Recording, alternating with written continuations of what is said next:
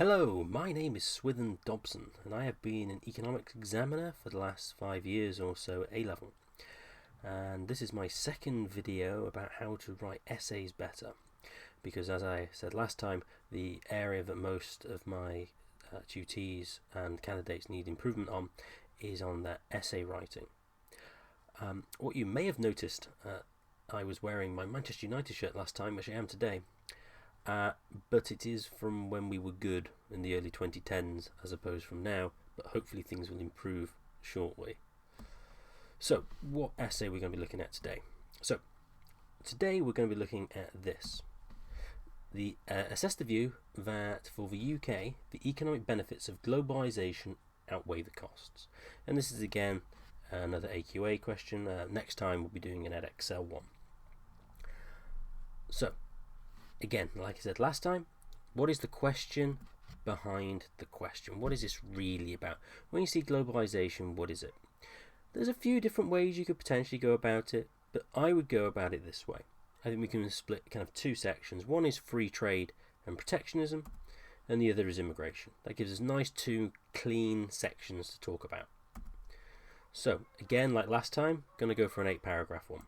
Intro, arguments for, against, mini-conclude, for, against, mini-conclude, with our final conclusion overall. So, introduction, what we're going to define this time, let's define globalisation. And I would define it this way. Globalisation is the growing interconnectivity of the economy plus multinational corporations. International trade has always existed. If in history you find Roman pottery everywhere in Europe for a certain time period. International trade isn't new. What really marks it out, in my view, is multinationals. And this is a nice little graphic to show that, you've got these global brands and they're kind of everywhere around the world.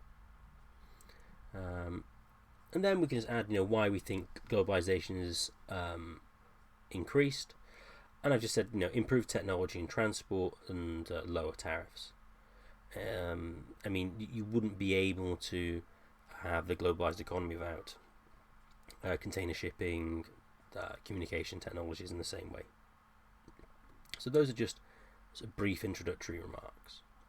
So, our first section then is, why is free trade good for the UK? So, standard argument here, lower prices, consumer surplus increases, which is good for the poor and for the consumer in general. Just lower prices. Consumers also want lower prices. We can also then make an additional sort of comparative advantage argument that we can now specialise in the area in which we're relatively better than the rest of the world. Example to always use in this context is financial services. And so if we've then got increased specialisation, we get more productivity, and then ultimately if the economy is on average more productive, it's going to increase average wages, and so kind of standard of living is higher. So here's our nice classic diagram here. We can show that if we get rid of tariffs, we can improve welfare by adding 2 and 4, which are the gains from trade, because those are the deadweight loss if we have the tariff. Then we go, okay, why is it bad? Again, we said why it's good, and let's do why it's bad. Okay, so then we can go, producer surplus falls, firms can't compete. And you get Chinese steel coming in, and we're going to get high structural unemployment. Again, examples are nice to use here. So Chinese steel is one of the world leaders now. It's one of the reasons why Trump has been putting tariffs on China, for example. So then we can go from high structural unemployment. We don't just have to stop it there. We can say, well, the workers who are likely to be made unemployed by the foreign competition are going to be occupationally immobile.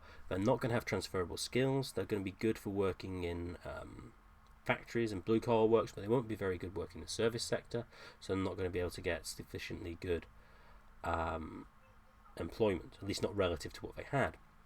And the next argument we can make as well is, whilst it's true, based on the previous diagram, we have the deadweight loss areas being removed and sort of society as a whole is better off, any individual consumer is only going to be made maybe a few pounds better off per grocery shop or car purchase.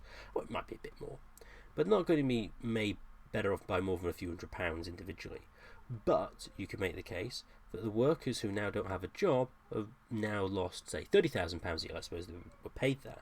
So actually, whilst overall free trade may be beneficial, it has concentrated losses which we need to take into account. So, those workers there, the classics of American steel workers, could become unemployed and couldn't be re-employed elsewhere. And again, here we got our tariff diagram we can see. Also as well, obviously here is that producer surplus goes down. Because one is producer surplus with a tariff, but we get free trade, that goes to consumers. Then we go, okay, on balance, is free trade good or not? Again, with these, it doesn't matter if you say free trade is bad or it's good, it's just a case of making a good argument. So I'm going to say, okay, we've got foreign competition, that's caused a bit of a problem. But I'm going to say, well, yeah, okay, fine, but new domestic competition is also bad in the same way, because it's going to cause unemployment, etc., at least in the short run. So there's really no real difference between foreign and domestic harm.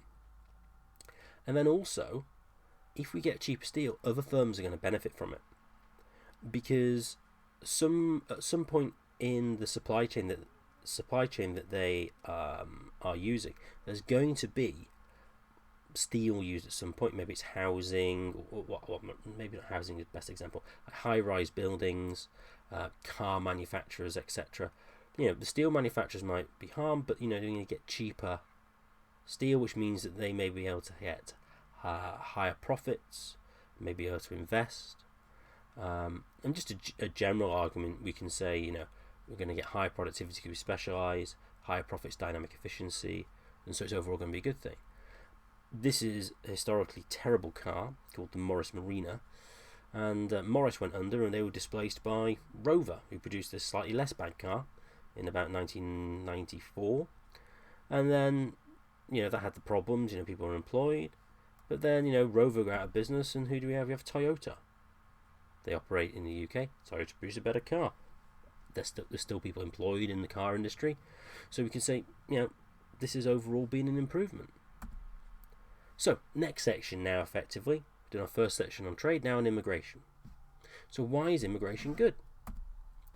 Well, we can say globalisation means we get lots of low-skilled immigration. We do get some high-skilled immigration, that's true. But numerically wise, primarily low-skilled. Again, it's just good to make nice distinctions where we can, because it helps our evaluation later. So, basic argument, increased factors of production, increased long-run aggregate supply, because the long-run aggregate supply is determined by the quantity and quality of the factors of production. Increase the quantity, we can produce more output. Fine. Secondly, more labour, lower wages on average, lower costs for firms, which means they've got big savings in their costs, so they could either reduce the prices that they sell at, or they could invest more. It's going to make the firms more competitive. I mean, in principle, if these immigrants are working in firms which are export industries, then again it could help UK exports. And as I said before, you could just reduce the price of consumers. So a good example, like the coffee shops, a lot of the workers there are Eastern European, and you could make the case that if you had to employ local workers, then the wages would have to be higher, which would then pass on to the consumer, and so your cup of coffee would be more expensive. So that would be a standard argument. We could say why immigration was good. So why is immigration bad? Well, how can we make the case of this bad? Well, based on the wages aspect, we can say, well, yeah, it's good for firms, but it's bad for workers, because you get even lower wages, you get increase in equality, because I said a lot of the workers coming in are low-skilled ones, so that's going to reduce the wages of the lowest paid, whilst the middle and upper wages are going to remain the same, so there'll be greater levels of inequality. And then you could say, well, no, if domestic workers go, you know what, it's not really worth working now because the wage isn't high enough, I'll go on benefits. And so then you can make a case that it's going to be bad for the budget. A second argument, we can say net migration of 300,000, which is basically what it is at present, could increase strain on infrastructure. I mean, one of the arguments people tend to make is benefits, but actually strictly speaking, if you look at what's counted as benefits, it isn't actually that high. More important is NHS and school expenditure, because they're one of the two major budgetary expenses every year. And so when immigrants come, and typically a lot of them are male and young, they're not really costing taxpayer very much. However, once they bring the wife and kids over, then they become significantly more expensive, and depending how much they earn, they could well be paid more in tax than they pay in tax. So basically they receive more in subsidy than they pay. Consequently, this is then going to increase the overall budget deficit. We've got an increased budget deficit. We can make the case of crowding out goes up, which is then going to harm private sector investment, etc. Another one as well, you might have seen in the news, house prices go up, which and then you could say is bad for some businesses. Well, that's more land prices, but difficulty for people to get onto the housing ladder, etc., etc. So you can make the sort of social arguments. I tend to avoid the social arguments, but in this case, it's more close than it can be on other occasions. So then we go, well, is immigration on balance good? So again here, we don't want to repeat one side or the other. We want to say, well, who's going to be made better off, who's going to be made worse off? So I'm going to say that domestic firms are made better off than exporters. So it's good for firms, but it's more better, bad English, it's better for domestic firms than exporters, because UK exports are generally relatively high quality, using relatively high quality workers. Most of the immigrants are, at least to begin with, low skilled, so they're more likely to go into more of a low level service sector industry. So it's going to be better for like coffee shops, pret-a-manger, people like that, than McLaren or the financial services people. Then we're going to say, okay, well, we have said we've got some costs and I've said we've got benefits, and then the question is, well, which are greater? So I'm going to make the case that the short run benefits are lower than the long run costs of tax, because okay, yeah, we get some cheaper workers, that's fine.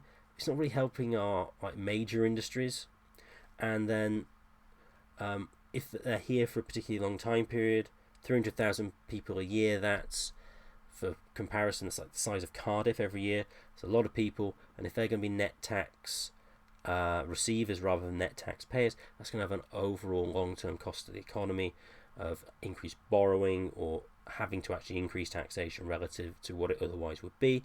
So I'm going to make a case it's a problem, but you don't need to. You could say that immigration on balance is good. That's absolutely fine. The crucial thing here is to make a judgment and give a reason for it, and not just say, oh, well, immigration's good because things are cheaper. It's like, well, we've already said that. You need to take into account the counter argument when you're providing your mini conclusion. Then finally, we go to our final conclusion. Is globalisation good for the UK? So, the way I'm going about answering it is, the benefits of free trade are greater than the cost of immigration. And so basically it's a good thing. So, because what I've done in my mini conclusions, I've kind of said, well, free trade on average is good, but immigration on average is bad. It's like, well, if we've got both of them, okay, well, which one's worth more than the other?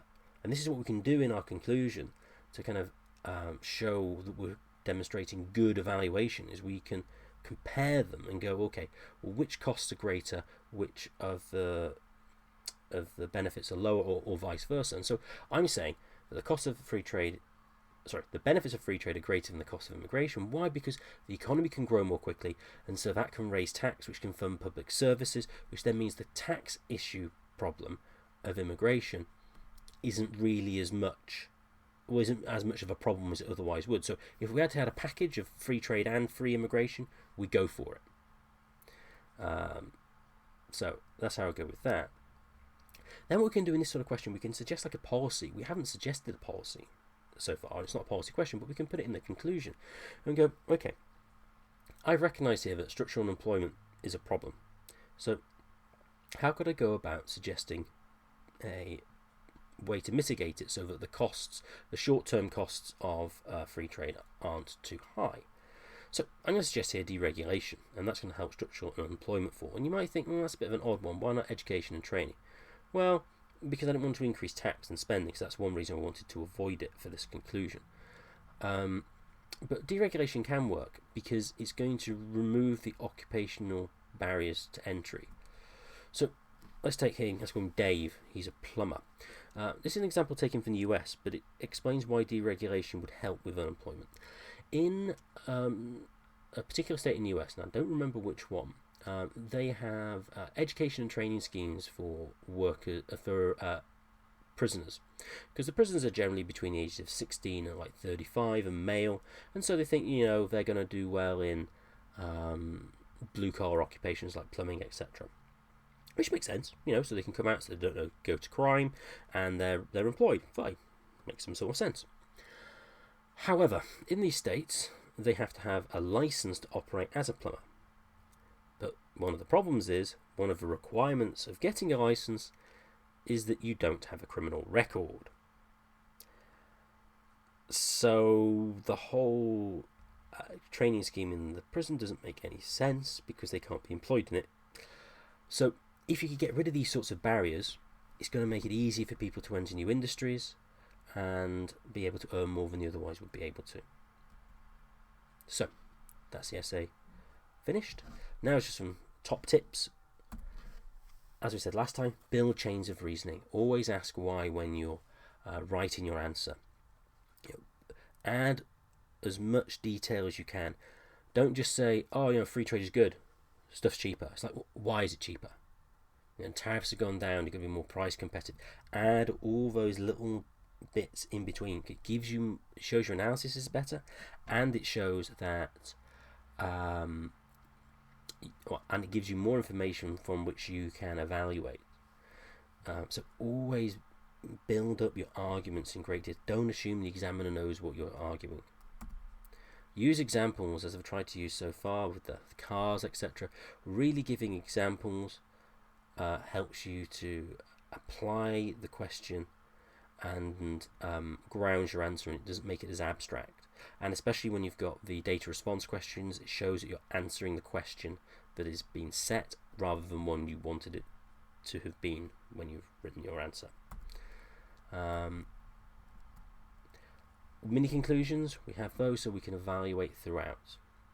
It also keeps things in the right place. We got our 4 against free trade. Oh great, let's conclude. Is free trade good? And then go, okay, immigration, good, bad, conclude. So we can show we're evaluating throughout, which means that if we don't get time to do the conclusion, or if they cut it short, we've got good evidence of evaluation throughout. And then in our conclusions, mini or otherwise, make reasoned judgments. If you saw what I was doing before, I wasn't just saying, well, on the one hand this and on one hand that, or just repeating that why free trade is good because input prices are lower, etc.